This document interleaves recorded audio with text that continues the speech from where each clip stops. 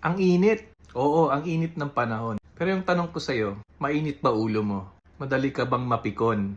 Do you lack patience? Do you tend to say words that hurt other people? Or words that you say that you end up regretting? Kaya kailangan you have to learn to cool down. Bago mag-react, mag-isip muna, saan ba ako dadalhin ng init ng ulo ko?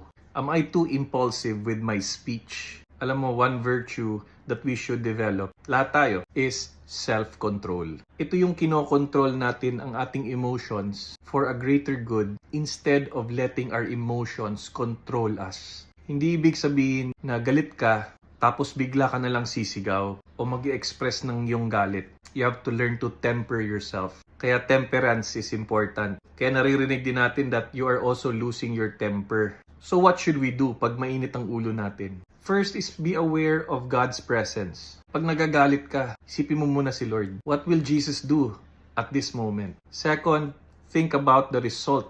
If you will say these things, what will happen? Third, always mind your tone. If you have to address something, be calm and be composed. In that way, you're able to think better and respond in a constructive way. My prayer for you is huwag kang padala sa init ng panahon. Just keep it cool.